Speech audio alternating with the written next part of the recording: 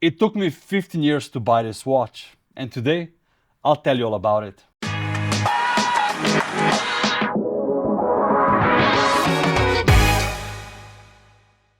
The title of this video isn't really clickbait because my journey of collecting this watch became 15 years ago. I came to Zurich from Slovenia in 2011 with my brother, and the goal was to become a watchmaker at Vostep in Neuchâtel. Because I needed a job, I had to figure out how to make money. So I became a waiter in a restaurant. 5 years later, I started my social media agency where I was managing a few watch accounts and a few retail accounts. I created photos for them as well. And then the snowball effect happened. The business grew and grew, and watches were always in my mind. I always wanted to buy watches like Uhrwerk, MB&F, FP Journe, Armin Strom, and I was always trying to figure out how to do it. In 2016, I went to Baselworld as a journalist. I bought a camera, went there, booked appointments on the spot with all the independents I love today. And Armin Strom was also one of them. I remember seeing the Resonance watch in the vitrine. They showed it to me, and I just loved the mechanics of the watch. I loved how it moved, I loved the components, the harmony of them all, and especially I loved the symmetry. But what I also liked about the brand is the people behind it. Because today, the older I get, the more I collect, the more I look at who am I giving my money to? Are the people good to me? Are they not treating me well? How they behave to new clients, how they behave to people who can't afford their watches, and to people who can afford their watches. I'm basically gauging the people behind the watches more than the watches itself. And at the end, everything came together, and this is the perfect combination of it all. So after my first Baselworld, when I met the team, I saw them every year on different occasions, sometimes in Dubai, sometimes in Geneva, and other times in Biel at their factory. Our first project together was actually in Australia in 2021. With my team at Effect Agency and my co-founders, we went to Sydney and made a beautiful video about what is resonance. And we made a video about resonance, and I was loving it. I learned about the resonance, why is it important, how is it achieved, and that it's actually part of our everyday lives. And if you saw my last video where I talk about selling my Rolex GMT and buying the Harry Winston perpetual calendar, I actually started to consolidate my collection because I noticed that I have many watches which I don't wear anymore. Your taste evolves, you change, you become different, you think differently, you see different watches, you meet different collectors from all across the world. And just it's okay to, move on. We have to allow ourselves to move on from certain watches. And I'm doing this at this moment. I'm gonna probably part ways from watches which I have for 8, 9 years. Some of them might shock you, and others will be logical choices, like the Rolexes, for example. And I made a grail list, and this is the first watch from this grail list, actually. So I'm super happy about it. I call it going from safe dwellers to daily wrist companions. Because again, many watches I just don't wear anymore. The watch came in this beautiful box made of different materials, wood, metal, and a very cool glass compartment here. Beautiful travel pouch in a good size for obviously traveling. And then the loop, so you can check out the watch more precisely. Here the watch was placed, and this is a very fun little gift. It's different parts of the watch. And I see here, let's say, one of the barrel covers, different gears, and it's just a nice gift. I'm not sure you can use these actually. I think it's more of a nice nod to everything else. In the compartment below you have the warranty card, so you can clearly see when I bought the watch. It's one of 50 pieces, and I bought it last June. And next to it you have the instructions manual, where you can read about the resonance and how to use and manipulate your watch. So I've known the brand, the people behind it, the collectors, and everything in between since approximately 9 years. And this purchase was a combination of all these factors. As I've said countless times, buy what you like. And therefore, when you're in the process of building your watch collection, have fun, listen to yourself, and don't always go for what's trending online. There's many different ways a watch can be extremely complicated. There's the most common additions to the movement, like the date window, different calendar complications, from annual calendar to perpetual calendars, and there's other complications which are even more elevated, like the chronograph, split seconds chronograph. Some watches combine more of these elements into one. And the most complicated watch which I filmed last year, 2025, was this beautiful Blancpain Grand Double Sonnerie, featuring a flying tourbillon, a retrograde perpetual calendar, as well as the world's first Grand et Petit Sonnerie with 2 different melodies which you can choose from. A true work of art and more than a grail. It's a piece of history. But there's also the watchmakers focusing on the escapement. There you will find tourbillons, triple axis tourbillons, cylindrical escapements, and the world of resonance watches. Factually, an endeavor which not many embarked on.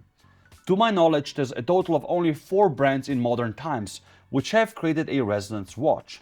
The first one to put it into a wristwatch was none other than F.P. Journe, all the way back in the year 2000 with the launch of his subscription series. He was inspired by the work of Abraham Louis Breguet. Abraham Louis Breguet explored resonance in the early 19th century by building 3 experimental pocket watches that housed 2 complete movements, 2 gear trays and 2 balance wheels, mounted on the same nameplate.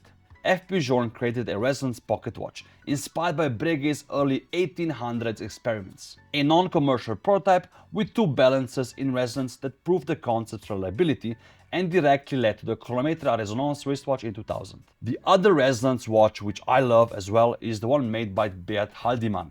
Beat Haldimand's most prominent resonance-based wristwatch, the H2 Flying Resonance, was first introduced in 2005.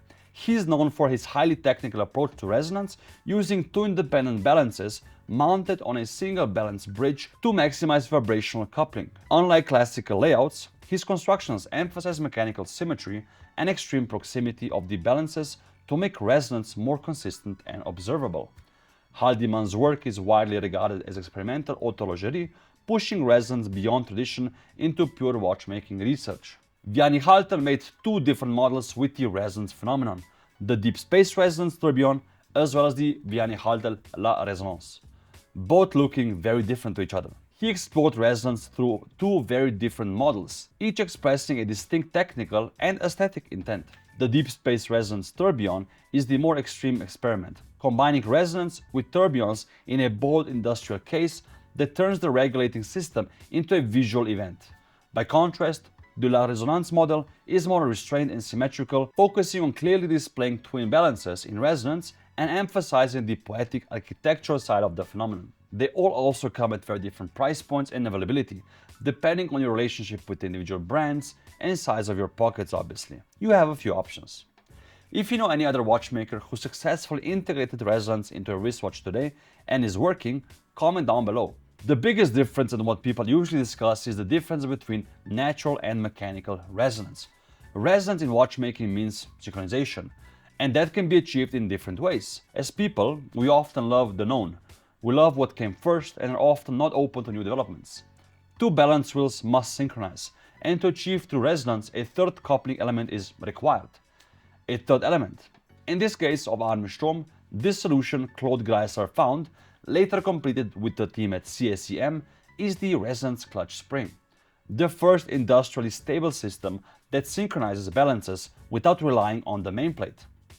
The concept is rooted in Christian Huygens' principle of coupled oscillators, famously illustrated by 2 pendulums mounted on chairs connected through a shared wooden beam, a sketch drawn by Huygens himself.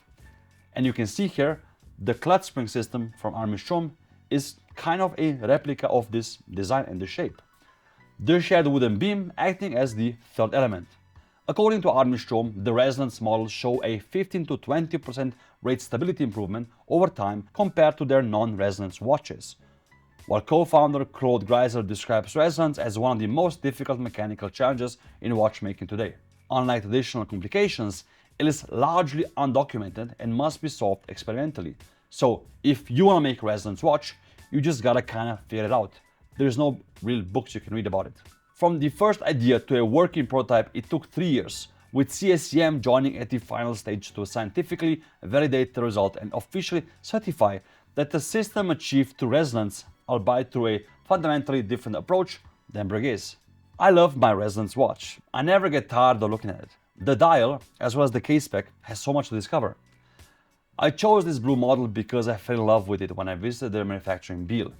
It's a great daily watch. I have been wearing it since June 2025 and I can't seem to take it off the wrist. The watch originally came on this leather strap, which is really well made and robust. But during summer, I put it on this blue rubber strap by Deluxe, and coincidentally, the colors match perfectly. The dial is off-centered with clear inscriptions and applied polished hour markers. I love the simplicity of it. The hands are also polished in-house and skeletonized in the middle. Left to the dial, are two small seconds hands, where you can see that their resonance is working. If they're running at the same speed, you know you're good. There's also a push at 1 o'clock on the case. It's used to engage the twin seconds flyback mechanism. With this feature, you can reset both seconds hands at once without stopping the movement. And if you hold the pusher in long enough, both balance wheels will stop as well. I actually use this all the time for time setting. When I'm setting the time, for example, I always set the hours first, then the minutes. And afterwards, I reset the seconds so they both start at 0 again. And after only a few minutes on the wrist, the two balance wheels are aligned, thanks to the patented resonance clutch spring. It's called the mirrored force resonance for a reason, because you can slice the dial or the movement in half horizontally. Both halves feature exactly the same elements. And one of the most visually pleasing elements of having a resonance watch is having the resonance element on the dial side. You can fill up your phone with countless slow motion videos at random times of the day. The movement of the clutch spring is mesmerizing, but even more when it's in slow motion. It perfectly mimics the beating heart, rocking slowly back and forth. Sound is also another way which you can use to see if the watch is in resonance. When it's not, it sounds frantic, like you have two movements next to each other. And once it's in resonance, the two ticking sounds become one. There's also an extra layer of protection here. You see a small stud poking next to the two polished bridges. This is placed here so if in any case the spring would snap, it wouldn't do too much damage to the two escapements. The face of this model is also an exercise of component decoration techniques, featuring everything from micro bead blasting below the balance wheels to polishing on their bridges, perlage on the second subdials, and satin finish on the other components. All of it done in-house in Biel. If you're ever there, try to make an appointment to see it in person. Some components are so tiny, I have no clue how to do it by hand. The case pack is an extension of this exercise. The whole caliber is made out of a total of 276 components, machined and decorated by the talented people over at Armin Strom in Biel and surrounding area. On the back you can see the two movements clearly. We have the one crown to wind the watch. The power then goes into the gears winding the two mainspring barrels. The covers of the mainspring barrels are skeletonized, so you can even see if the mainsprings are wound or not, if they are tight or loose. And once you wind the watch, you can observe the mechanical dance of all the gears moving in unity, accumulating energy for the 48-hour power reserve. So here it is, my personal resonance. Let me know what you think about it in the comments below. FP Journe was inspired by Breguet, Antti Janvier and Christian Huygens. Claude Greiser saw that it's possible to make it into a wristwatch and started searching for a mechanical solution. Both succeeded and both made the collectors very proud. And more important than anything else, they made themselves proud. But before you go, tell me in the comment section below which is your grail watch. And I hope every one of you can one day buy it.